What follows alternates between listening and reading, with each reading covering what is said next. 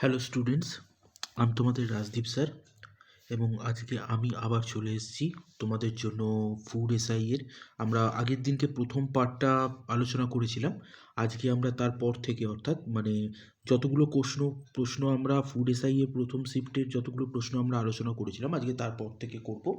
এবং আজকে আমরা প্রথম শিফটটার যতগুলো বাদবাকি যতগুলো প্রশ্ন আছে সেই প্রত্যেকটা প্রশ্ন আমরা আজকে তথ্যবহুলভাবে আলোচনা করব এবং বেস্ট সলিউশন তোমাদেরকে দেওয়ার চেষ্টা করব। তো দেখো, ক্লাস শুরু করবার আগে তোমাদের যেটা বলবার আছে সেটা হচ্ছে যে আহ, সকলে একটু আমাদের ভিডিওগুলো একটু বেশি বেশি করে লাইক করো এবং বেশি বেশি করে তোমাদের বন্ধু বান্ধবদের মধ্যে শেয়ার করে দাও। এবং অবশ্যই আমাদের ভিডিওগুলো কিন্তু তোমরা লাইক করে নিও, কারণ এর এর পরেও কিন্তু তোমাদের জন্য অনেক ইম্পর্টেন্ট ক্লাস কিন্তু আমাদের এই ইউটিউবের মাধ্যমে কিন্তু ফ্রি ক্লাসেস কিন্তু আমাদের ইউটিউবের মাধ্যমে আসতে চলেছে। এছাড়াও তোমরা অনেকগুলো ইম্পর্টেন্ট ক্লাস আমাদের এই ইউটিউবে পেয়েও যাবে। এগুলো আমাদের ইউটিউবের ক্লাসে আমাদের কিছু ইম্পর্টেন্ট ক্লাস ইউটিউবে আমাদের কিছু ইম্পর্টেন্ট ক্লাস তোমরা পেয়েও যাবে, যেগুলো যেগুলো তোমাদের এক্সামের জন্য খুব ইম্পর্টেন্ট হবে। তাই সকলে মন দিয়ে ক্লাসগুলো করো এবং নিজেদের বন্ধু বান্ধব যাদের যাদের প্রয়োজন নিজেদের বন্ধু বান্ধবদের মধ্যে একটুখানি ভালো করে শেয়ার করে দিও। আর অবশ্যই কিন্তু চ্যানেলটাকে সাবস্ক্রাইব করে রেখো। আচ্ছা, তো চলো আমাদের আজ এই প্রথম প্রশ্নটা আমরা আলোচনা শুরু করি। তো দেখো, আমাদের প্রথম প্রশ্নতে যেটা আমাদের বলা হয়েছে যে ব্রিক্স, ঠিক আছে, ব্রিক্স রিলেটেড টু ব্রিক্স কি বা ব্রিক্স এর মধ্যে কোনটার সাথে রিলেটেড। তো এখানে আমাদের অ্যান্সার হবে হচ্ছে তোমার এ গ্রুপ অফ কান্ট্রিজ বা রাষ্ট্রসমূহের গোষ্ঠী, ঠিক আছে। তো এই ব্রিক্স সম্পর্কে যদি এবার তোমাদেরকে কিছু ইনফরমেশান দিতে হয় তাহলে সেক্ষেত্রে বলতে হবে যে 2006 খ্রিস্টাব্দে, সালটা একটু মাথায় রাখবে, 2006 খ্রিস্টাব্দে আমরা দেখতে পাচ্ছি যে ব্রিক এইটা গঠন হয়েছিল। এসটা কিন্তু তখনও যুক্ত হয়নি, এসটা পরে যুক্ত হবে। ব্রিক গঠন হয়েছিল কোন কোন দেশকে নিয়ে?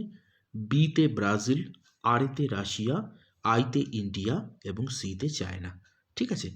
ব্রিতে বা ব্রাজিল, আরেতে ইন্ডিয়া, এই আরেতে রাশিয়া, আইতে ইন্ডিয়া এবং সিতে চায়না, এই দেশগুলোকে নিয়ে 2006 খ্রিস্টাব্দে ব্রিক গঠন হয়েছিল।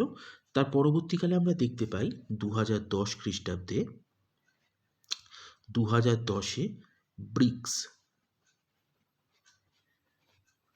ব্রিক্স গঠিত হচ্ছে। তো ব্রিক্সের যে এই এসটা কোন কান্ট্রিকে ডিনোট করে? না, এস হচ্ছে তোমার সাউথ আফ্রিকাকে ডিনোট করে।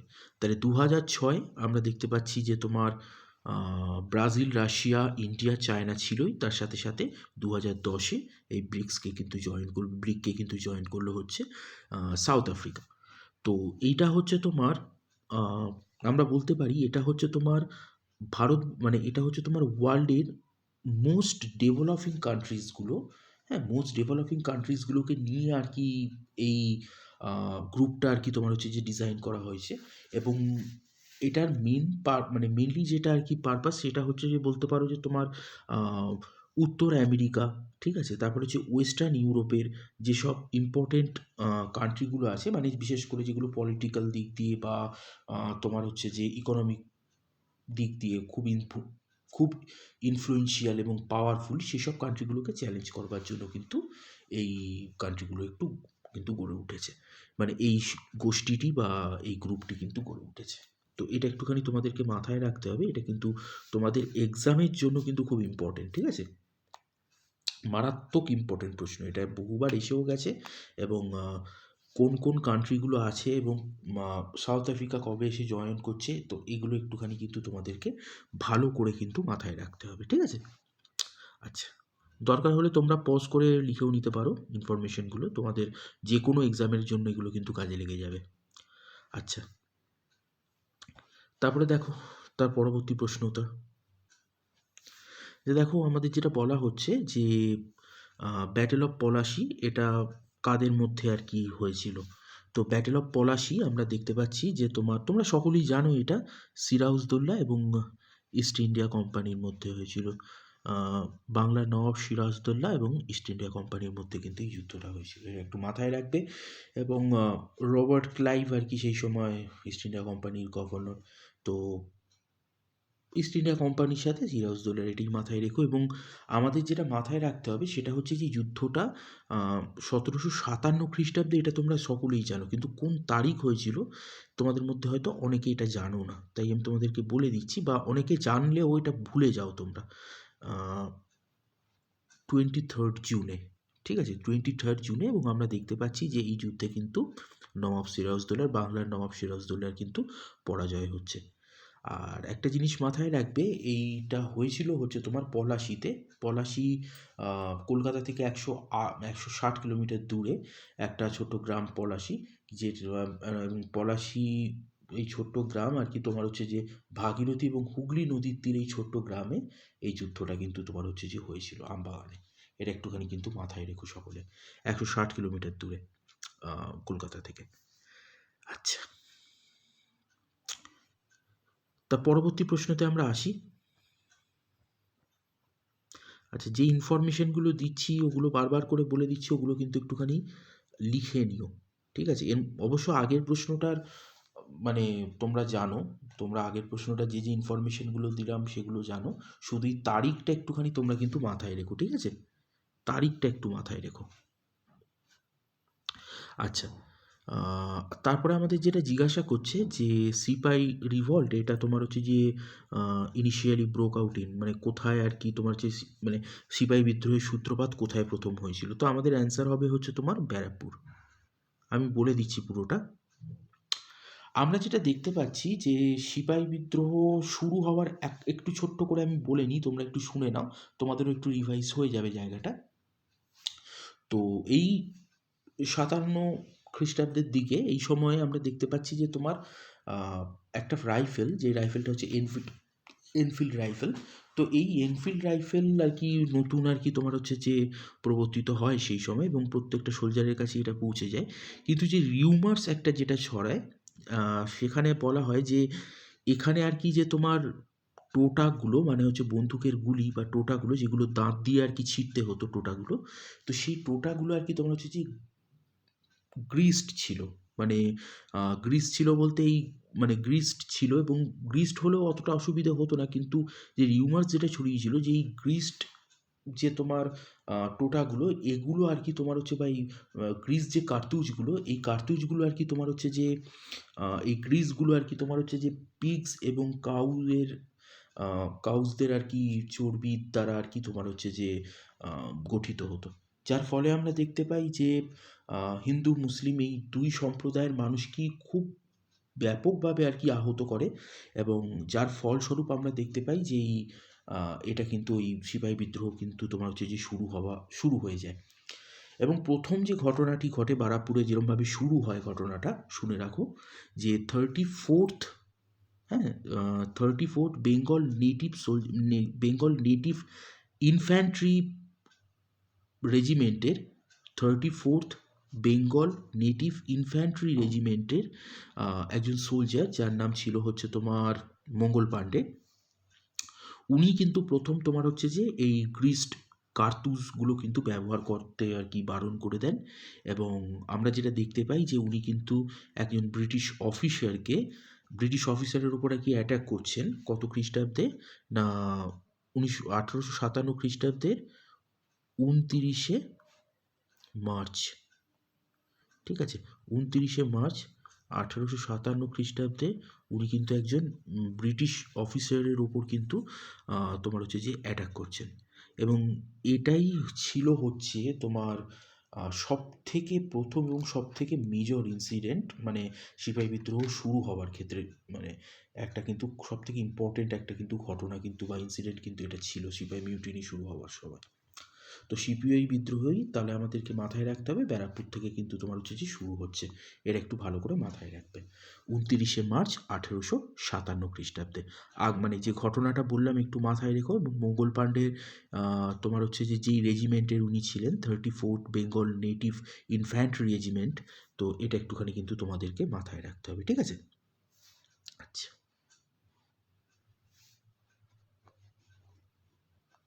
তারপরের প্রশ্নতে আমরা আসি। যেই পয়েন্টগুলো বা যেই তথ্যগুলো তোমাদের মনে হবে যে লিখে নেওয়া দরকার, সেগুলো কিন্তু অবশ্যই লিখে নেবে এবং কমেন্টে জানাবে যদি তোমাদের কোনো প্রশ্ন থাকে এই রিলেটেড, তোমরা অবশ্যই কমেন্টে জানাবে। আমরা প্রত্যেক কটা কমেন্ট পড়ি এবং সেই অনুযায়ী কিন্তু তোমাদের উত্তরও কিন্তু দিয়ে দেয়া হবে। তো তোমরা কিন্তু তোমাদের যেই প্রশ্নগুলো মানে ডাউট হবে, মানে যেই প্রশ্নগুলো ডাউট হবে বা আরও কিছু তোমাদের জানবার থাকে বা কোনো যদি তোমাদের কোনো প্রশ্ন যদি থাকে, তাহলে তোমরা কিন্তু অবশ্যই করে নিতে পারো। আচ্ছা, তারপরের প্রশ্নটায় আমরা আসি। এখানে কি বলা হচ্ছে দেখো, যে Fa Hien had visited India during the reign of. তো ফাইয়েন যার রাজত্বকালে ভারতবর্ষে আসে বা কার রাজত্বকালে ভারতবর্ষে উনি এসেছিলেন, তোমরা সকলেই এটার অ্যান্সার করতে পারবে চন্দ্রগুপ্ত টু। ঠিক আছে, গুপ্ত ডাইনেস্টির তোমার গুপ্ত ডাইনেস্টির ruler Chandragupta two. Chandragupta two সম্পর্কে কিছু ইনফরমেশন তোমাদেরকে দেব, তার আগে একটুখানি বলে নিই ফাহিয়েন সম্পর্কে। তো ফাহিয়েন আমরা যেটা দেখতে পাই যে ফাহিয়েন কিন্তু তোমার ভারতবর্ষতে আসছেন হচ্ছে তোমার 5th সেঞ্চুরি এডিতে। ঠিক আছে, 5th সেঞ্চুরি এডিতে উনি আর কি ভারতবর্ষতে আসছেন এবং চন্দ্রগুপ্ত টু এর সময় উনি ভারতবর্ষতে এসেছিলেন। এবং এই ফাহিয়েন তোমরা সকলেই জানো যে ইনি একজন বুদ্ধিস্ট আর কি, তোমার বুদ্ধিস্ট ছিলেন বা বুদ্ধিস্ট মঙ্ক বলতে পারো উনি ছিলেন এবং ভারতবর্ষতে বুদ্ধিস্ট পিলগ্রিম হিসাবে উনি এসেছিলেন। তো যেটা তোমাদেরকে মাথায় রাখতে হবে সেটা হচ্ছে যে তোমার উনি কিন্তু কুমারাজিয়া বা কুমারাজিভার, উনি কিন্তু কুমারাজিভার নামে একজন চাইনিজ বুদ্ধিস্ট মঙ্কের উনি কিন্তু শিষ্য ছিলেন। তার নাম কি? কুমারাজিয়া।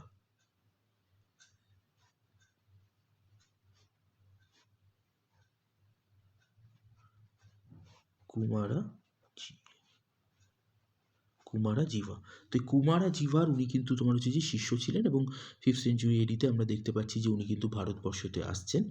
আর যেটা মাথায় রাখতে হবে, ওনার যে মেন লক্ষ্য যেটা ছিল যে বুদ্ধিস্ট যে তোমার স্ক্রিপচার্সগুলো সেগুলোকে কপি করা, যেগুলো আর কি অ্যানসিয়েন্ট বুদ্ধিস্ট স্ক্রিপচারগুলো যেগুলো ছিল সেইগুলোকে খুঁজে ভারতবর্ষের মধ্যে সেগুলোকে খুঁজে সেগুলোকে আর কি কপি করা কিন্তু ওনার আর কি মেন উদ্দেশ্য ছিল। এছাড়াও উনি বুদ্ধিজের মানে বুদ্ধিস্ট যেসব লিজেন্ডগুলো আছে, এছাড়া মনেস্ট্রিজগুলো যেগুলো আছে বা তাদের তাদের বিহার যেগুলো আছে সেগুলোতে আর কি তোমার হচ্ছে যে ট্রাভেল করাও এবং সেখান থেকে বিভিন্ন ইনফরমেশন গ্যাদার করাও কিন্তু ওনার একটা লক্ষ্য ছিল। এটা একটু মাথায় রাখবে। উনি ভারতবর্ষতে আসবার পর ভারতবর্ষতে উনি যথেষ্ট পরিমাণে তোমার হচ্ছে যে ওনাকে আর কি স্বাগত জানিয়ে নেওয়া হয় এবং প্রচণ্ড কিন্তু উনি কিন্তু তোমার হচ্ছে যে আতিথেয়তাও এখানে পেয়েছিল এবং ফ্রিলি আর কি উনি কিন্তু ভারতবর্ষতে বিচরণ করতে পেরেছিলেন এবং ওনার যে কাজগুলো এগুলো কিন্তু উনি সুষ্ঠুভাবে সম্পন্ন করতে পেরেছিলেন।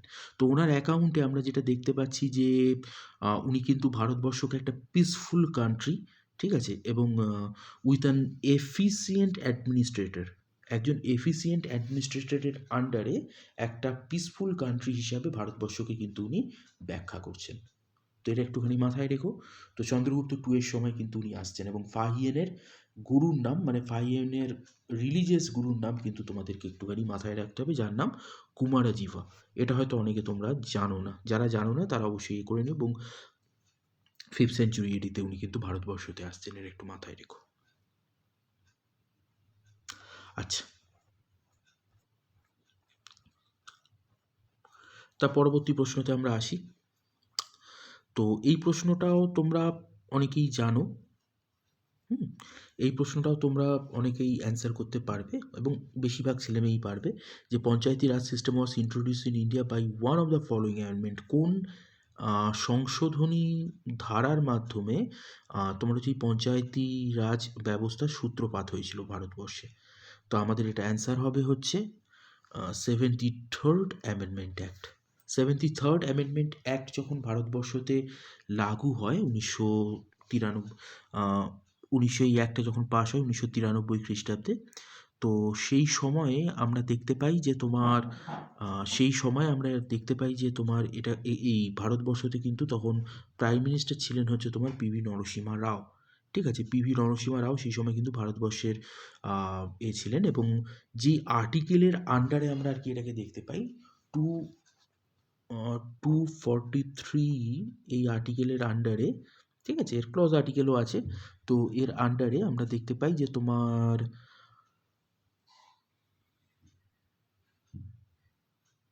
পার্ট 9-এর আন্ডারে, পার্ট 9-এর আন্ডারে এবং আর্টিকেল 243 এর আন্ডারে কিন্তু এটাকে আমরা দেখতে পাই। এবং যদি জিজ্ঞাসা করে যে প্রথম ভারতবর্ষতে কোথায় পঞ্চায়েতি রাজ সিস্টেম চালু হয়েছিল, না বলতে হবে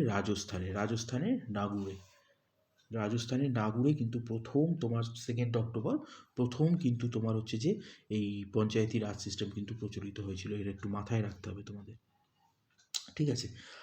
আর তারপরে যেটা কনস্টিটিউশনাল স্ট্যাটাস পাচ্ছে 73rd অ্যামেন্ডমেন্ট অ্যাক্ট 1993 এর মাধ্যমে, এটা একটু মাথায় রাখবে। এবং তোমরা সকলেই জানো যে আমাদের যে পঞ্চায়েতি রাজ সিস্টেম, তো লোকাল অ্যাডমিনিস্ট্রেশন, তো এইটা কিন্তু তোমার যদি 3 টায়ার সিস্টেমে কিন্তু বিভক্ত, বা 3 টায়ার সিস্টেম আছে, এই কারণে এটাকে 3 টায়ার পঞ্চায়েতি রাজ সিস্টেম বলা হয়। তো সেগুলো কি কি না, গ্রাম পঞ্চায়েত যেটা ভিলেজ লেভেলে কাজ করবে, তারপরে হচ্ছে তোমার পঞ্চায়েত সমিতি যেটা ব্লক লেভেলে কাজ করবে, এবং জেলা পরিষদ যেটা ডিস্ট্রিক্ট লেভেলে। তো এইটা একটু মাথায় রাখবে, গ্রাম পঞ্চায়েত ভিলেজ লেভেলের জন্য, পঞ্চায়েত সমিতি ব্লক লেভেলের জন্য, জেলা পঞ্চায়েত হচ্ছে ডিস্ট্রিক্ট লেভেলের জন্য। তো এইটা একটু এই 3 টায়ার পঞ্চায়েতি রাজ সিস্টেম মাথায় রাখবে।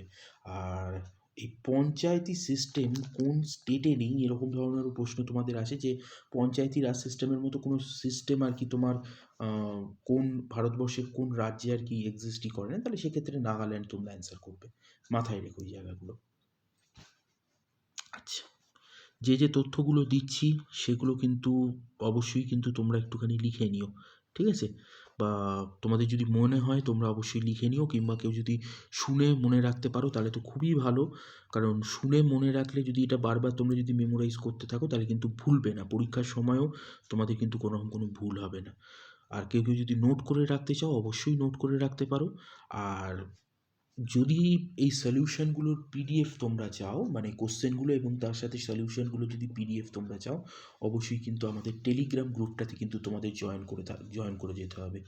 আর এখনও পর্যন্ত যারা তোমরা আমাদের ফেসবুক গ্রুপটা জয়েন করোনি, তারাও কিন্তু অবশ্যই আমাদের ফেসবুক গ্রুপে জয়েন করে নিও। ওখানে কিন্তু এক্সাম রিলেটেড বিভিন্ন আপডেট দেওয়া হয়, এছাড়াও ডেলি ভোক্যাব, ডেলি কুইজ, আর তোমার হচ্ছে যে আমাদের যে ইউটিউবে কবে কবে ক্লাস হবে, কোন কোন সময় ক্লাস হবে, সেগুলো কিন্তু আমাদের এই গ্রুপেই কিন্তু দিয়ে দেওয়া হয়। আর এছাড়াও অবশ্যই আমাদের ইউটিউব চ্যানেলটা কিন্তু তোমরা সাবস্ক্রাইব করবে, এবং ভিডিওগুলোতে লাইক এবং অবশ্যই কমেন্ট করবে। আচ্ছা,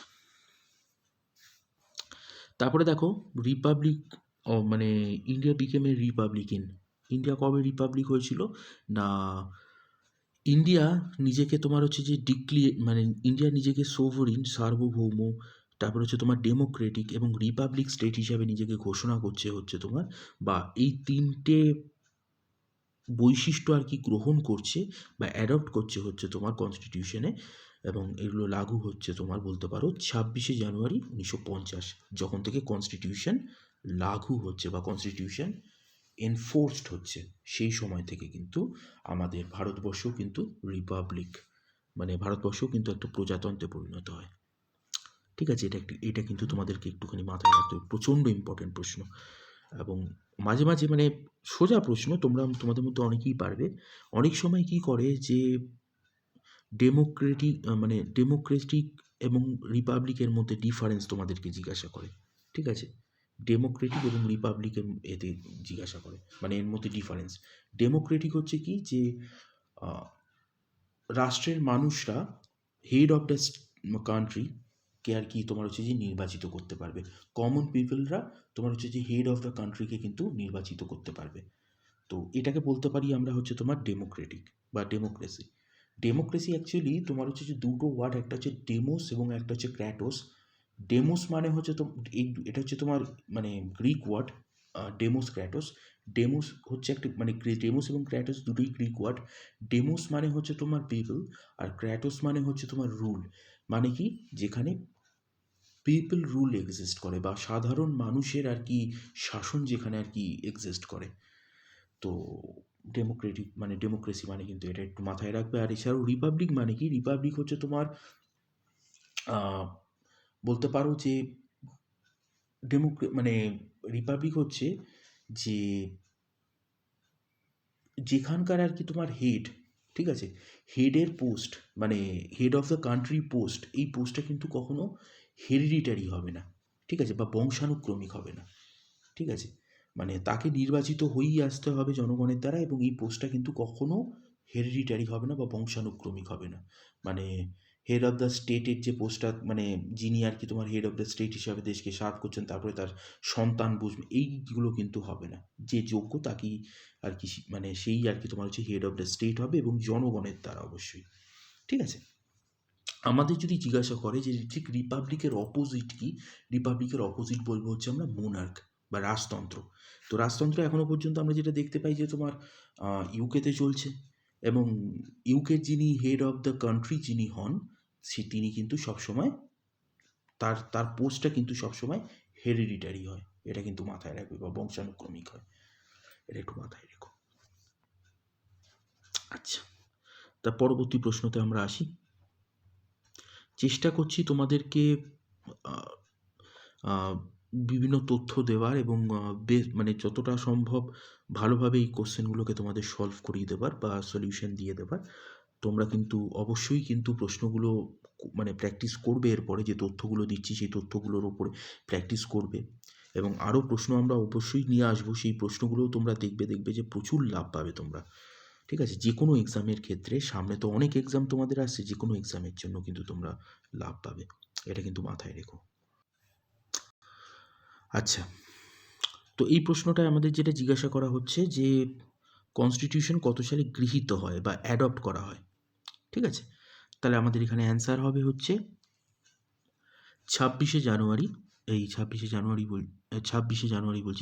নভেম্বর 1949 খ্রিস্টাব্দে, 26শে নভেম্বর 1949 খ্রিস্টাব্দে, ঠিক আছে, 26 নভেম্বর 1949-এ। আচ্ছা, তো এই সময় এই সময় আর কি কনস্টিটিউশনকে আর কি তোমার হচ্ছে যে অ্যাডপ্ট করা হয়, এবং কনস্টিটিউশন এনফোর্সড হয় বা লাগু হয় হচ্ছে তোমার 26শে জানুয়ারি 1950 খ্রিস্টাব্দে। এখানে কিন্তু ছেলেমেয়েরা অনেকটা ভুল করে ফেলে, ওরা জানে সমস্তটাই, কিন্তু এই জায়গাটায় গিয়ে ওদের একটু গুলিয়ে যায়। তো মাথায় রাখবে অ্যাডপ্ট কথাটা যখন পাবে, যে কনস্টিটিউশন কবে অ্যাডপ্ট করা হচ্ছে, তাহলে 26শে নভেম্বর 1949 খ্রিস্টাব্দে, এবং তোমার কেম ইনটু ফোর্স বা এনফোর্সড হচ্ছে তোমার 26শে জানুয়ারি 1950 খ্রিস্টাব্দে। তো এটা একটুখানি সকলে মাথায় রেখো। আরও যদি কিছু ইনফরমেশন এখান থেকে দিতে হয়, কনস্টিটিউশন যখন গৃহীত হয় তারপরে দেখি যে কনস্টিটিউশন তখনও এনফোর্সড হয়নি, কিন্তু কনস্টিটিউশনে কিছু প্রভিশন কিন্তু সেই সময় থেকে তোমার হচ্ছে যে হয়ে যায়, মানে আর কি বলতে পারো, কিছু প্রভিশন আর কি এফেক্টে চলে আসে, ঠিক আছে, বা লাগু হয়ে যায়। সেগুলো কি কি না, সিটিজেনশিপ, ঠিক আছে, তারপরে হচ্ছে তোমার ইলেকশন, প্রভিশনাল পার্লামেন্ট, তারপরে হচ্ছে তোমার টেম্পোরারি অ্যান্ড ট্রানজিশনাল প্রভিশনস। এই জিনিসগুলো বা এই বিষয়গুলো বা এই সাবজেক্টগুলো কিন্তু সেই সময়, বা এই প্রভিশনগুলো কিন্তু সেই সময় হয়, মানে এই প্রভিশনগুলো কিন্তু তোমার হচ্ছে যে ইমিডিয়েট এফেক্টে আর কি চলে আসে 26শে জানুয়ারি 1949 খ্রিস্টাব্দের সময়, এটা মাথায় রাখবে। এবং তোমরা সকলেই জানো যে কনস্টিটিউশন এফেক্টিভ হচ্ছে তোমার 26শে জানুয়ারি 1950 খ্রিস্টাব্দে, এবং আমাদের কনস্টিটিউশন হচ্ছে পৃথিবীর সব থেকে বৃহৎ কনস্টিটিউশন।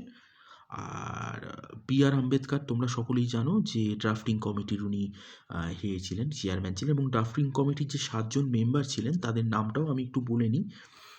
তোমার হচ্ছে যে আল্লাদি কৃষ্ণাস্বামী আইয়ার, এন গোপালাস্বামী, B.R. আম্বেদকর, ইনি চেয়ারম্যান ছিলেন, K.M. মুন্সি, মোহাম্মদ সঈদুল্লাহ, B.L. মিটার, আর হচ্ছে তোমার D.P. খৈতান। এই 7জন কিন্তু তোমার হচ্ছে যে ড্রাফটিং কমিটির মেম্বার ছিলেন, এর একটু মাথায় রাখবে। আচ্ছা, চলো তার পরবর্তী প্রশ্নতে আমরা আসি। অবশ্যই কারোর যদি কোনো রকম কোনো প্রশ্ন থাকে তারা কিন্তু কমেন্টে জেনে নেবে, ঠিক আছে, কমেন্টে কিন্তু জেনে নেবে। আমি তোমাদের এই কনস্টিটিউশনাল প্রভিশন মানে এই কনস্টিটিউয়েন্ট অ্যাসেম্বলির ওপর, মানে ব্যাকগ্রাউন্ড যেগুলো ছিল, কী কী কারণে কীরমভাবে গঠন হয়েছিল, প্রথম মেম্বার কতজন ছিল, তারপরে সেটা রিডিউস হয়ে কত হলো, এই পুরোটা নিয়ে আমি একদিন তোমাদের আলোচনা করে দেবো। তোমরা আমাদেরকে কমেন্টে কিন্তু একটুখানি জানিও অবশ্যই।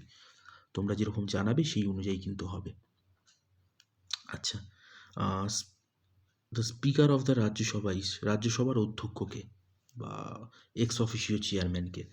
তো আমাদের এটা অ্যান্সার হবে হচ্ছে তোমার ভাইস প্রেসিডেন্ট অফ ইন্ডিয়া, ঠিক আছে, উপরাষ্ট্রপতি। এবারে তোমাদেরকে একটা জিনিস মাথায় রাখতে হবে যে ভাইস প্রেসিডেন্ট যদি কোনো কারণে ধরো রাজ্যসভার কোনো সেশনে বা কোনো অধিবেশনে যদি উনি যদি অনুপস্থিত থাকেন, তাহলে তার জায়গায় ডেপুটি চেয়ারম্যান, হ্যাঁ ডেপুটি চেয়ারম্যান কিন্তু ওনার কাজটা আর কি সামলান বা ওনার দায়িত্বটা আর কি সামলান। তো এই ডেপুটি চেয়ারম্যানকে আর কি তোমার হচ্ছে যে চুজ করা হয় হচ্ছে এই রাজ্যসভারই যারা মেম্বার তাদের মধ্যে থেকেই একজনকে কিন্তু ডেপুটি চেয়ারম্যান হিসাবে চুজ করা হয়। এটা একটু মাথায় রাখবে।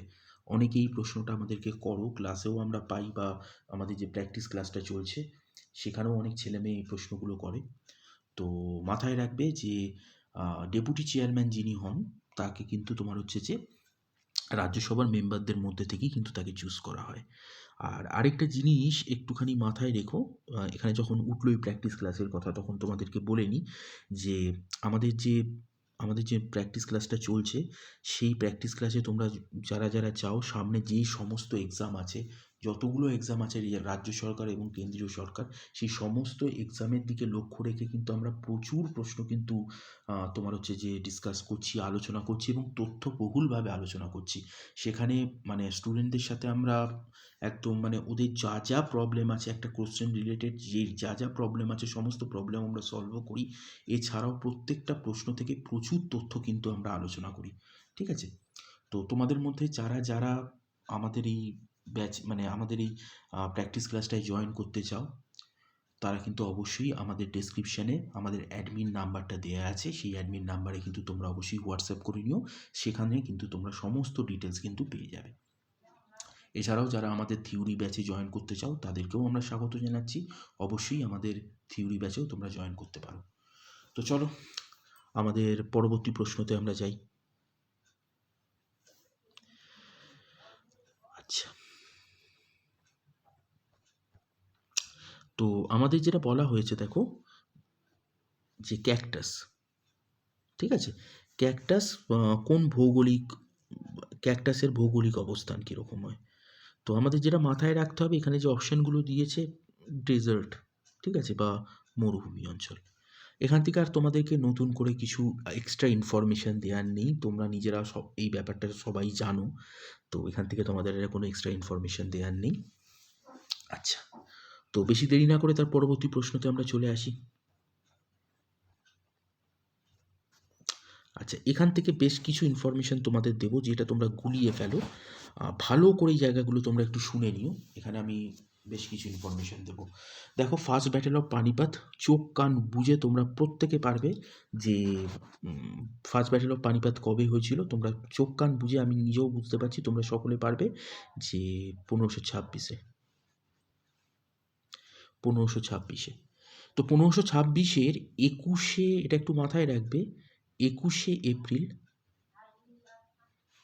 এপ্রিল এই যুদ্ধটা কিন্তু হয়েছিল, ঠিক আছে, পানিপথের কাছে। তো কাদের মধ্যে এই যুদ্ধটা হয়েছিল না, আমরা দেখতে পাচ্ছি যে এই যুদ্ধটা তোমার বাবরের সাথে, হ্যাঁ মানে মুঘল ডাইনেস্টির ফাউন্ডার বাবরের সাথে বা বাবরের সাথে আমরা দেখতে পাচ্ছি যে তোমার লোধি ডাইনেস্টির, হ্যাঁ মানে তোমার যে দিল্লি সুলতানেটের একদম যে স্লেভ মানে শেষ ডাইনেস্টি অর্থাৎ স্লেভ, তারপরে হচ্ছে তোমার খলজি, তারপরে তুগলক, তারপরে সৈয়দ, তারপরে হচ্ছে লোধি ডাইনেস্টির যে তিনজন রুলার বসেছিলেন তার মধ্যে শেষতম রুলার অর্থাৎ তোমার হচ্ছে যে ইব্রাহিম লোধি, হ্যাঁ ইব্রাহিম লোধির সাথে এই যুদ্ধটা কিন্তু তোমার হয় এবং এই যুদ্ধতে আমরা যেটা দেখতে পাই যে ইব্রাহিম লোধি কিন্তু পরাজিত এবং নিহত হন। এবং একটা জিনিস তোমরা মাথায় রাখবে যে একমাত্র সুলতান মানে মিডিয়েভাল পিরিয়ডের একমাত্র সুলতান বা একমাত্র বাদশাহ যিনি বলতে পারো যে তোমার এই যুদ্ধক্ষেত্রে প্রাণ দিয়েছিলেন তিনি কিন্তু হচ্ছেন তোমার এই ইব্রাহিম লোধি। বাদবাকি তোমরা যে কোনো রুলারের যদি দেখো তারা কিন্তু মানে যুদ্ধক্ষেত্রে কারুর প্রাণ যায়নি, ঠিক আছে? কিন্তু এই ইব্রাহিম লোদির কিন্তু যুদ্ধক্ষেত্রে কিন্তু প্রাণ গিয়েছিল। এটা একটু সকলে একটু ভালো করে মাথায় রেখো। এবং এই যুদ্ধতেই ফার্স্ট ব্যাটেল অফ পানিপথে আমরা দেখতে পাচ্ছি যে তোমার বাবার কিন্তু তোমার হচ্ছে যে আর্টিলারি, ক্ষেপণাস্ত্র, আম গান পাউডার, তোমার হচ্ছে যে ফায়ার আর্মস এইসব ব্যবহার করেছিল। এছাড়াও তুঘলমা, এটা তোমাদের এক্সামেও এসে গেছে। তুঘলমা এবং রুমি, তুঘলমা এবং রুমি এই দুটো ওয়্যার স্ট্র্যাটেজি কিন্তু উনি ব্যবহার করেছিলেন। তো ওনার কিন্তু সাকসেসের পেছনে এটাও একটা কারণ ছিল। সৈন্য সংখ্যা যদিও তোমার এর থেকে অনেকটাই কম ছিল এই ইব্রাহিম লোদির থেকে, তবুও কিন্তু উনি জয়যুক্ত এই কারণগুলোর জন্যই কিন্তু হয়েছিলেন। এটা একটু ভালো করে মাথায় রেখো। আচ্ছা, এবারে দেখো আমরা জানি যে ৩টে ব্যাটেল পানিপথের। তো সেকেন্ড ব্যাটেলটা কবে হয়েছিল? সেকেন্ড ব্যাটেলটা হয়েছিল হচ্ছে তোমার ৫ই নভেম্বর, ৫ই নভেম্বর ১৫৫৬ খ্রিস্টাব্দে। অর্থাৎ এই ঘটনার তোমার ৩০ বছর পর, ঠিক আছে? ৩০ বছর পর আমরা দেখতে পাচ্ছি যে তোমার সম্রাট হেমচন্দ্র বিক্রমাদিত্য, সম্রাট হেমচন্দ্র বিক্রমাদিত্য ইনি ছিলেন হচ্ছে তোমার সুর ডাইনেস্টির শেষ রুলার। হ্যাঁ, সুর ডাইনেস্টির শেষ রুলারের একজন মিনিস্টার ছিলেন। তো হুমায়ুন যখন আর কি সুর ডাইনেস্টি শেষ করে আবার যখন আর কি মুঘল ডাইনেস্টির সূত্রপাত করে, মানে টেম্পোরারি যে এসকেপ হয়েছিল অর্থাৎ ১৫৪০ থেকে ১৫৫৫ খ্রিস্টাব্দ পর্যন্ত তোমার যে মুঘলদের যে টেম্পোরারি এসকেপ হয়েছিল বা ওই সময়টায় আর কি সুর ডাইনেস্টি যে রাজত্ব করেছিল, তো সুর ডাইনেস্টির যিনি লাস্ট রুলার ছিলেন তার যিনি আর কি মিনিস্টার ছিলেন তার নাম ছিল হচ্ছে তোমার হেমচন্দ্র। তো যখন আর কি হুমায়ুন শেরশাহ সুরিকে পরাজিত, মানে সুর ডাইনেস্টিকে পরাজিত করে ব্যাটেল অফ সারহিন্দে ১৫৫৫ খ্রিস্টাব্দে, তো সেই যুদ্ধতে পরাজিত করবার পর আমরা দেখতে পাই হুমায়ুন কিন্তু আর বেশি দিন মানে উনি কিন্তু আর মানে বেঁচে থাকেননি। মানে আমরা দেখতে পাই যে উনি একদিন তোমার ওনার যে আর কি কিলা আছে, কিলা ছিল, কিলাটার নাম ছিল হচ্ছে পুরানা কিলা দিল্লির। পুরানা কিলা দিল্লির পুরানা কিলার যে ওনার এটা ছিল, ওনার যে লাইব্রেরি ছিল শের মন্ডল, তো সেই লাইব্রেরির সিঁড়ি থেকে পড়ে উনি কিন্তু মৃত্যুবরণ করেন। খুব মানে মানে এতেই আর কি মানে খুব আহ, আচম্বিত বা আকস্মিকভাবেই আর কি ওনার মৃত্যু হয়ে যায়। তো যার ফলে আমরা দেখতে পাই যে একখানা কিন্তু দিল্লির সিংহাসনের ক্ষেত্রে বা দিল্লির পাওয়ারের ক্ষেত্রে একটা কিন্তু তোমার যে এটা ভ্যাকিউম বা একটা শূন্যস্থানের কিন্তু সৃষ্টি হয়। তো সেই শূন্যস্থানের সৃষ্টি, মানে সেই শূন্যস্থানের নিয়ে মানে সুযোগ নিয়ে আমরা দেখতে পাই যে এই হেমচন্দ্র, সম্রাট হেমচন্দ্র বিক্রমাদিত্য, মানে বিক্রমাদিত্য উপাধি নিয়ে নিজেকে সম্রাট ঘোষণা করে উনি কিন্তু সিংহাসনে বসেন। এবং এই সময়ই আমরা দেখতে পাই মাত্র তখন আকবরের বয়স মাত্র ১৪ বছর। তো আকবরের সাথে কিন্তু এই সময় হিমুর যুদ্ধ হচ্ছে। আকবর তো আর সরাসরি যুদ্ধে অংশগ্রহণ করতে পারেনি। আকবরের হয়ে বৈরম খান ওনার গার্জিয়ান সেই সময় উনি কিন্তু অংশগ্রহণ করেছিলেন এবং হেমুকে কিন্তু পরাজিত করেছিলেন। তো এটা একটুখানি মাথায় রাখবে। আচ্ছা, তারপরে দেখো আরেকটা যে ব্যাটেল সেটা হচ্ছে অনেক বছর পর তার, ঠিক আছে? থার্ড ব্যাটেল অফ পানিপথ, এটা হয়েছিল হচ্ছে তোমার ১৪ই জানুয়ারি, হ্যাঁ, 14th জানুয়ারি 1761-এ, ঠিক আছে? 1761-এ এই যুদ্ধটা হয়েছিল। মানে সেকেন্ড ব্যাটেলের সাথে আমরা দেখতে পাচ্ছি প্রায় ২০৫ বছরের গ্যাপ, ঠিক আছে? তো এই সময় আমরা দেখতে পাচ্ছি যে তোমার মারাঠা এম্পায়ার তখন একদম নিজের মানে মারাঠা এম্পায়ার তখন পেশোয়াদের রাইজ, মানে পেশোয়ারা তখন মানে মারাঠা এম্পায়ার বলতে পারো যে তার মধ্য গগনে অবস্থান করছে। এবং পেশোয়া রুল, মানে পেশোয়াদের আর কি তখন সুপ্রিমেসি চলছে মারাঠা এম্পায়ারের মধ্যে, বা পেশোয়াদের উত্থান হয়েছিল। তো পেশোয়াদের মধ্যে যিনি শ্রেষ্ঠ পেশোয়া অর্থাৎ বাজিরাও বাল্লার, তার পুত্র বালাজি বাজিরাও, তো তার সাথে আমরা দেখতে পাচ্ছি যে তোমার আফগানিস্তানের রাজা আহমেদ শাহ আবদালি, মানে ৩টে ফোর্সের আর কি কলিউশন, মানে জোট হয়ে ৩টে ফোর্স বা ৩টে শক্তি জোট হয়ে মারাঠাদের বিরুদ্ধে কিন্তু যুদ্ধ করেছিল। তারা কারা কারা ছিল? আফগানিস্তানের কিং তোমার হচ্ছে যে আহমেদ শাহ আবদালি, এছাড়াও হচ্ছে তোমার রোহিলা আফগানস, ইন্ডিয়ান মানে ইন্ডিয়ান মুসলিম রোহিলা আফগানস, এরা ইন্ডিয়ান মুসলিম কমিউনিটি থেকেই আসছেন। রোহিলা আফগানস, এনারা দোয়াব অঞ্চলে আর কি তোমার হচ্ছে যে এনাদের শাসন ছিল। আর এছাড়াও হচ্ছে তোমার অযোধ্যার বা আওয়াধের নবাব সুজাউদ্দৌলা। ঠিক আছে, তো সুজাউদ্দৌলা, তারপরে হচ্ছে তোমার রোহিলা আফগানস এবং আফগানিস্তানের রাজা আহমেদ শাহ আবদালি। ঠিক আছে, আহমেদ শাহ দুরানি বা আহমেদ শাহ দুরানি। তো এনাদের মধ্যে, এনাদের এই তিনটে শক্তির সাথে মারাঠাদের যুদ্ধ হয় এবং এই যুদ্ধতে আমরা দেখতে পাই কিন্তু মারাঠাদের শোচনীয়ভাবে পরাজয় হচ্ছে এই যুদ্ধতে। ঠিক আছে, মারাঠারা খুব সহজভাবেই যুদ্ধটা নিয়েছিল যে জিতেই যাব, কিন্তু খুব মানে খুব এতে আর কি পরাজিত হয়। একদিনের মধ্যেই, কয়েক ঘন্টার মধ্যেই যুদ্ধ শেষ হয়ে যায় এবং আমরা এটা বলতে পারি হয়তো ইন্ডিয়ান হিস্ট্রিতে একদিনে একটা যুদ্ধে এতজন মানুষ প্রথমবারের জন্য কিন্তু মৃত্যুবরণ করেছিল, এটা আমরা বলতে পারি। যাই হোক, তো এই তিনটে যুদ্ধের যে টাইমটা এবং তারিখটাও তোমাদের বলে দিলাম এবং কার কার সাথে কার কার যুদ্ধ হয়েছিল সেটাও বলে দিলাম। খুব ভালো করে মাথায় রেখো, আমাদের কিন্তু পরীক্ষাতে খুব আসে এই প্রশ্নগুলো, মাথায় রেখো। আচ্ছা,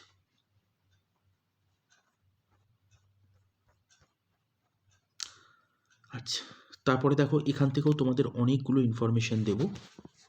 এই কৈবর্ত রিভল্ট, কৈবর্ত রিভল্ট তোমাদের, কৈবর্ত রিভল্ট তোমাদের বহুবার এক্সামে এসে গেছে এবং সেম প্রশ্নটাই এসছে যে কৈবর্ত রিভল্টের লিডারের নাম কী ছিল। তো তোমাদেরকে মাথায় রাখতে হবে হচ্ছে দিব্যা বা দিব্য বা দিব্যক। ঠিক আছে, দিব্য বা দিব্যক ওইনাকে বলা হতো, এটা একটু মাথায় রাখবে। ঠিক আছে, তো আমরা যেটা দেখতে পাই এই রিভল্টটা চলেছিল হচ্ছে তোমার 1075 থেকে 1082 খ্রিস্টাব্দ, এই টাইম পিরিয়ডের মধ্যে এই রিভল্টটা চলেছিল। এটা একটা ফার্মার বিদ্রোহ ছিল আর কি। এবং আমরা যেটা দেখতে পাই যে কৈবর্তে মানে নর্দার্ন বেঙ্গলে আর কি মেনলি এই বিদ্রোহটা গড়ে উঠেছিল। তো এই যে টাইম পিরিয়ডটা বললাম, এই টাইম পিরিয়ডের মধ্যে আমরা দেখছিলাম যে দুজন রাজা কিন্তু এই সময় ছিলেন, মানে দুজন রাজার টাইম পিরিয়ডের সময় এই যুদ্ধটা আর কি হয়েছিল, মহিপাল টু এবং রামপাল টু। ঠিক আছে, মহিপাল টু এবং রামপাল টু এর মধ্যে যুদ্ধটা হয়েছিল, মানে মানে এই যুদ্ধটা বলছি, এই রিভল্টটা হয়েছিল এই দুই রাজার রেইনের মধ্যে কিন্তু এটা হয়েছিল, এই রিভল্টটা হয়েছিল। এবং তোমাদেরকে মাথায় রাখতে হবে এই কৈবর্ত রিভল্টের কিন্তু আরেকটা নাম হচ্ছে বরেন্দ্র রিভেলিয়ন। কি বললাম? বরেন্দ্র রিভেলিয়ন। ঠিক আছে, কৈবর্ত রাইটের আরেকটা হচ্ছে তোমার বরেন্দ্র রিভেলিয়ন, এটা একটু মাথায় রাখবে। এবং নর্থ ইন্ডিয়াকে কেন্দ্র করে গড়ে উঠেছিল বলা হয় যেটা, যে এই দিব্য বা দিব্যক, ইনি একজন তোমার হচ্ছে যে ফিউডাল লর্ড ছিলেন, মানে হচ্ছে তোমার সামন্ত রাজা ছিলেন নর্দার্ন বেঙ্গলের। ইনি আর কি বিদ্রোহটা করেন এবং পরবর্তীকালে আমরা দেখতে পাই যে সেই সময় পাল ডাইনেস্টি তোমার হচ্ছে যে এতেই ছিল, দুর্বলই ছিল এবং ডিক্লাইনেই ছিল। আমরা যেটা দেখতে পাই যে উনি পুরো বরেন্দ্র অঞ্চল, যেই অঞ্চলটাকে মেনলি কেন্দ্র করে গড়ে উঠেছিল, এই কারণে এই কৈবর্ত বিপ্লবকে কিন্তু বরেন্দ্র রিভেলিয়ানও বলা হয়। পুরো বরেন্দ্রটাকে উনি কিন্তু জয় করে নেন এবং ধীরে ধীরে উনি নর্থ বেঙ্গলের একটা বড় অংশকে মুক্ত করেন বা স্বাধীন করেন এবং সেখানে নিজের একটা ডাইনেস্টি আর কি উনি গঠন করেছিলেন। এবং সেই ডাইনেস্টি প্রায় 50 বছর, মানে প্রায় 50 বছরের মতো আর কি স্থায়ী ছিল নর্থ বেঙ্গলে, এটা একটু মাথায় রাখবে। আচ্ছা, তারপরে আরেকটা জিনিস একটু জেনে রেখে দাও, পাল ডাইনেস্টির সময়কার যেহেতু কথা বলছি, তাহলে জেনে রেখে দাও পাল ডাইনেস্টিকে কিন্তু তোমার হচ্ছে যে গোল্ডেন এজ অফ বেঙ্গল বলা হয়।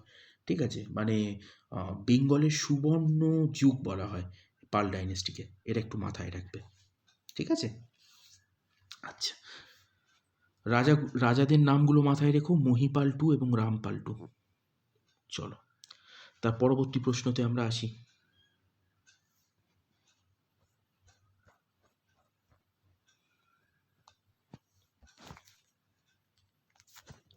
আচ্ছা, আর তার পরবর্তী প্রশ্নতে আমাদেরকে বলা হচ্ছে যে world environment day is observed on, বিশ্ব পরিবেশ দিবস পালিত হয় যে দিনে। তো বিশ্ব পরিবেশ দিবস পালিত হয় হচ্ছে তোমার 5ই জুন, 5th জুন। ঠিক আছে, তো এটা একটু মাথায় রাখবে। আর কবে থেকে এটা অ্যানুয়ালি আর কি তোমার হচ্ছে সেলিব্রেট করা শুরু হয় না, সালটা একটু জেনে রেখে দাও, 1973 খ্রিস্টাব্দ থেকে এটা কিন্তু তোমার হচ্ছে যে শুরু হয়। এবং ইউনাইটেড নেশনের এনভায়রনমেন্ট প্রোগ্রাম এই অ্যানুয়াল আর কি অ্যানুয়াল এই এটা মানে অ্যানুয়াল এই দিবস আর কি পালন করা হয়, মানে এর মাধ্যমে মানে এদের দ্বারাই আর কি এতেই আর কি তোমার হচ্ছে পালন করা হয় ইউনাইটেড নেশন এনভায়রনমেন্ট প্রোগ্রাম। তো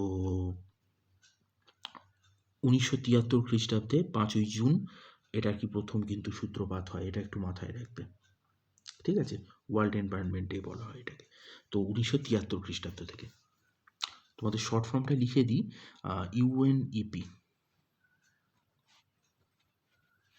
ইউএনইপি মানে কি? মানে হচ্ছে তোমার ফুল ফর্ম কি? United Nation Environment Programme.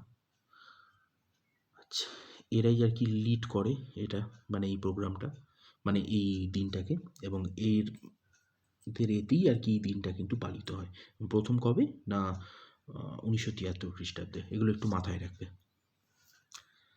আচ্ছা, তারপরের প্রশ্নতে আমরা আসি। আচ্ছা দেখো, তার পরের প্রশ্নটা কিন্তু খুব ইম্পর্টেন্ট। আচ্ছা, এই প্রশ্নটা কিন্তু খুব ইম্পর্টেন্ট, এখান থেকেও তোমাদের কিছু ইনফরমেশন আমি দিতে পারবো। আচ্ছা, তো এখানে যেটা বলা হচ্ছে যে রানীগঞ্জ ফেমাস কেন? রানীগঞ্জ তোমরা এটা সকলেই জানো যে কুকিং কোল, ঠিক আছে,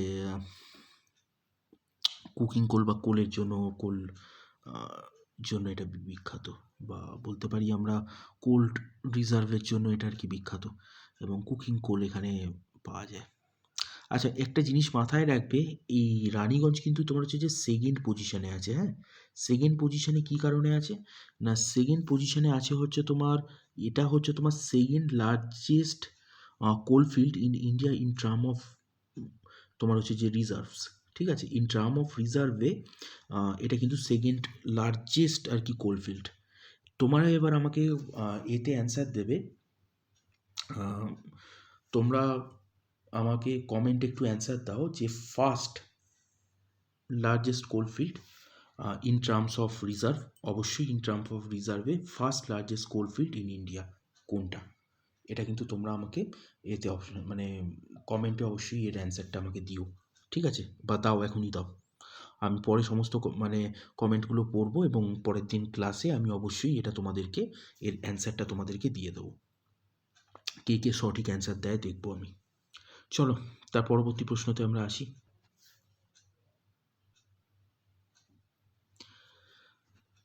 আচ্ছা,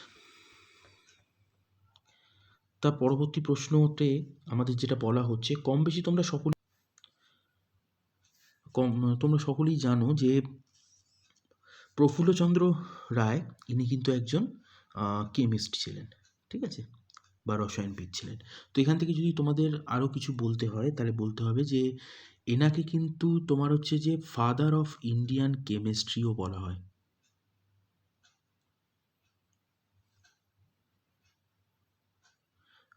ফাদার অফ ইন্ডিয়ান কেমিস্ট্রিও বলা হয় এনাকে। কেন না, ইনি হচ্ছে তোমার মার্কারাস নাইট্রেট, ঠিক আছে, মার্কারাস নাইট্রেট ইনি কিন্তু তোমার হচ্ছে যে ডিসকভার করেছিলেন। তো এই কারণে তোমাকে হচ্ছে ফাদার অফ ইন্ডিয়ান কেমিস্ট্রিও কিন্তু এই আচার্য প্রফুল্লচন্দ্র রায়কে কিন্তু বলা হয়, এটা একটু মাথায় রাখবে। তো ইনি কিন্তু রসায়নবিদ ছিলেন, এবং এনাকে ফাদার অফ ইন্ডিয়ান কেমিস্ট্রি বলা হয়। কেন না, মার্কিউরাস নাইট্রেট আবিষ্কারের জন্য, মার্কিউরাস নাইট্রেট। চলো, তার পরবর্তী প্রশ্নতে আমরা আসব। আচ্ছা, তার পরবর্তী প্রশ্নটা দেখো যে দার্জিলিং ডিস্ট্রিক্ট ফেমাস কেন? টি এর জন্য। ঠিক আছে, এই দার্জিলিং টি তোমার হচ্ছে যে এর ফ্লেভারের জন্য আর কি, মানে শুধুমাত্র ভারত নয়, আর এটা এর মানে ফ্লেভারের জন্য তোমার শুধুমাত্র ভারত নয়, এটা তোমার পুরোপুরি ওয়ার্ল্ডেই বিখ্যাত, এবং এটা আনপ্যারালাল এতে বলা যায়। এবং দার্জিলিং টি এখনো পর্যন্ত তোমার হচ্ছে যে ম্যানুফ্যাকচার হয় হচ্ছে অরিজিনাল মেথডে। ঠিক আছে, সেই অরিজিনাল মেথডটাকে কি বলা হয়? Orthodox method. ঠিক আছে, এই অর্থোডক্স মেথডের মাধ্যমে কিন্তু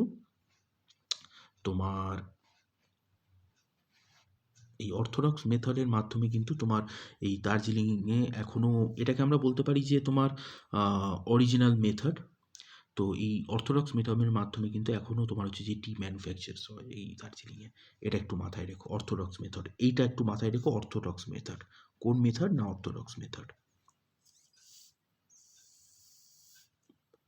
আচ্ছা, তার পরবর্তী প্রশ্নতে আমরা আসবো। দেখো, প্রত্যেকটা প্রশ্ন থেকেই আমরা কিছু না কিছু ইম্পর্টেন্ট তথ্য আলোচনা করতে করতে যাচ্ছি। তো যেই তথ্যগুলো তোমাদের মনে হবে তোমরা কিন্তু অবশ্যই লিখে নেবে, ঠিক আছে? আচ্ছা, তো তারপরের প্রশ্নটা দেখো, আমাদের যেটা বলা হচ্ছে যে doctors day is celebrated on. তো ডক্টরস ডে কবে সেলিব্রেট হয়? না, মাথায় রাখতে হবে হচ্ছে তোমার 1 জুলাই, ঠিক আছে? এই 1 জুলাইয়ে কী ঘটনা ঘটেছিল? না, ডক্টর বিধানচন্দ্র রায়, তোমরা সকলেই জানো, আমাদের ওয়েস্ট বেঙ্গল মুখ্যমন্ত্রীও ছিলেন ইনি। আর ইনি একজন কিন্তু খুব বড় ফিজিশিয়ান ছিলেন, ঠিক আছে?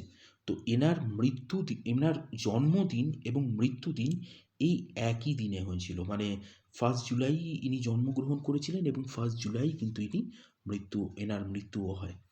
তো এই দিনটাকে এই কারণে ডক্টরস ডে হিসাবে সেলিব্রেট করা হয়। এটা একটু মাথায় রাখবে, ডক্টরস ডে হিসেবে 1 জুলাইকে, এটা একটু মাথায় রাখবে। ডক্টর বিধানচন্দ্র রায়ের বার্থ অ্যানিভার্সারি এবং ডেট অ্যানিভার্সারি হিসেবে এটাকে ব্যবহার করা হয়। এটা একটু মাথায় রাখো। আচ্ছা,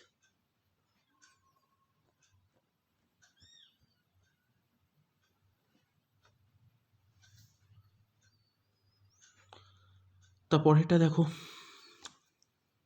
আমাদের যেটা বলা হচ্ছে যে father of Indian national Indian constitution, national constitution বলছি, সরি, ইন্ডিয়ান কনস্টিটিউশন।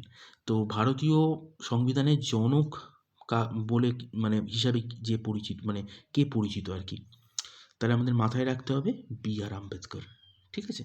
বি আর আম্বেদকর, ইনি কিন্তু তোমার হচ্ছে যে ভারতের আর কি ইন্ডিয়ান কনস্টিটিউশনের জনক হিসাবে ইনি কিন্তু পরিচিত, ভারতীয় সংবিধানের জনক হিসাবে। এবং ইনি কিন্তু ভারতের প্রথম ল মিনিস্টার ছিলেন, এটাও একটু তোমরা জেনে রেখে দাও, তোমাদের আসবে। ভারতের কিন্তু প্রথম ল মিনিস্টার ছিলেন ইনি। আর এছাড়াও ইনি একজন ইন্ডিয়ান জুরিস্ট, খুব বিখ্যাত Indian jurist, economist, politician, social reformers ছিলেন, ঠিক আছে? এটা একটুখানি তোমরা কিন্তু মাথায় রেখো। এবং ইন্ডিয়ার ফার্স্ট ল মিনিস্টার, মাথায় রেখো। আচ্ছা,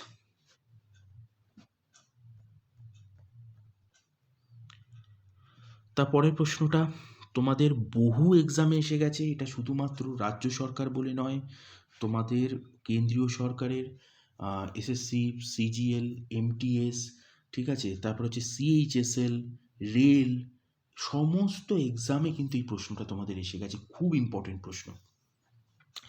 তো ভালো করে এটা একটুখানি তোমাদেরকে, মানে আমি বলে দেবো, আরও কিছু ইনফরমেশানও এখান থেকে তোমাদেরকে আমি দিয়ে দেবো।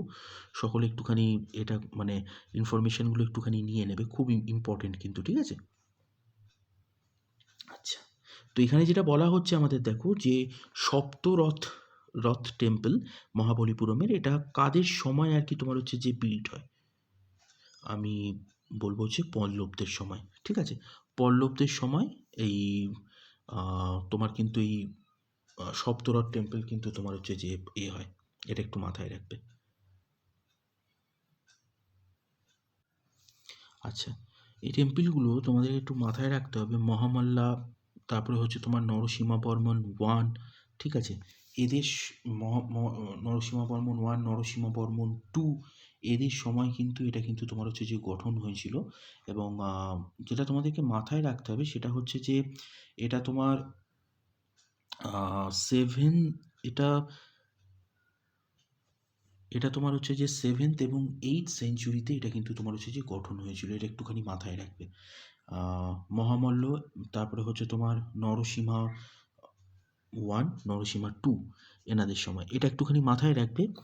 আর এর মধ্যে যেটা মানে শোর টেম্পল আছে তাদের, সেটা সম্পর্কেও একটুখানি তোমাদের ইনফরমেশন দিই নি। শোর টেম্পলটা খুব ইম্পর্ট্যান্ট। এই শোর টেম্পলটা তোমার প্রতিষ্ঠিত হয়েছিল হচ্ছে এর সময় নরসিংহবর্মন 2 এর সময় শোর টেম্পলটা, পল্লব ডাইনেস্টি নরসিংহবর্মন 2 এর সময় শোর টেম্পলটা প্রতিষ্ঠিত হয়েছিল 700 থেকে 728 এডির মধ্যে, এটা একটু মাথায় রেখো। আচ্ছা, এটা একটুখানি মাথায় রাখবে তোমরা। এবং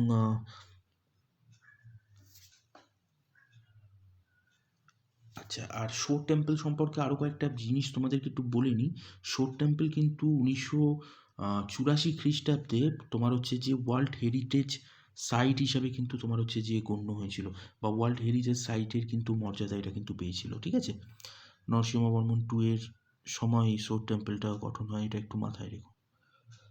আচ্ছা, তো দেখো এই জিনিসগুলো একটু তোমাদেরকে মাথায় রাখতে হবে। আচ্ছা, এটা 28, হ্যাঁ, 700 থেকে 728 খ্রিস্টাব্দ, তো 28। এই প্রশ্নটা বিশেষ করে তোমাদের শোর টেম্পল, যেটা বললাম এই নরসিংহবর্মন টু এর সময় শোর টেম্পল, এই শোর টেম্পলটা বেশি করে ভালো করে কিন্তু মাথায় রাখবে, ঠিক আছে? বর্তমানের অবস্থান তোমরা সকলেই জানো তামিলনাড়ুতে, তো এটা একটুখানি কিন্তু দেখে যেও, বিশেষ করে শোর টেম্পলটা বহুবার কিন্তু তোমাদের এসে গেছে, এটা পল্লবদের সময় হয়েছিল। মহামল্ল, নরসিংহ ওয়ান, এবং হচ্ছে তোমার নরসিংহা টু মাথায় রাখবে। আচ্ছা, তো দেখো আজকে আমাদের এই প্রশ্নগুলো ছিল, এবং এই প্রশ্নের মাধ্যমে আজকে আমাদের তোমাদের যে ফুড এসআই এর প্রথম শিফটের যে প্রশ্নটা ছিল জিকের, সেটা আমরা আজকে শেষ করলাম দুটো পার্টে।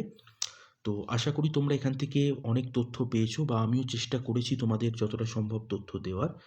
তো যেই জায়গাগুলো তোমাদেরকে বললাম সেই জায়গাগুলো তোমরা একটু ভালো করে মাথায় রেখো, কারণ প্রত্যেকটা পরীক্ষার জন্য কিন্তু এই যে তথ্যগুলো দিলাম সেই তথ্যগুলো কিন্তু যে কোনো এক্সামের জন্য কিন্তু তোমাদের ইম্পর্টেন্ট, ঠিক আছে? সকলে একটু ভালো করে কিন্তু এই জায়গাগুলো একটু মাথাতে রেখো, খুব ইম্পর্টেন্ট এই জায়গাগুলো। আর লাস্টে ক্লাস শেষ করবার আগে সকলকে যেটা বলবার, অবশ্যই কিন্তু আমাদের ইউটিউব চ্যানেলটা তোমরা কিন্তু অবশ্যই সাবস্ক্রাইব করে নিও, আর লাইক করো, কমেন্ট করো অবশ্যই, ঠিক আছে?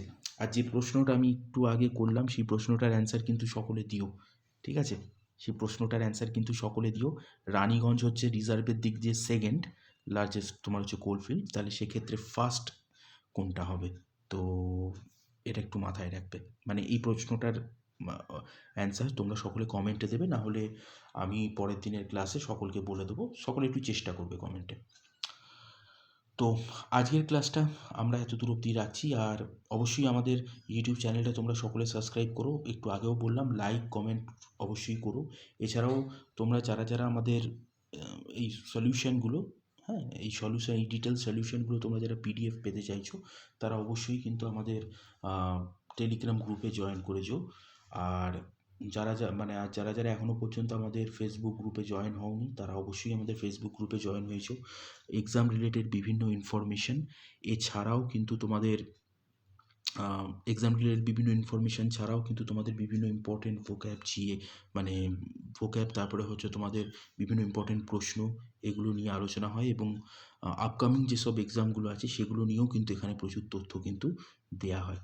তাই সকলে কিন্তু এই জায়গাগুলোতে আমাদের একটু ফলো করে নিও।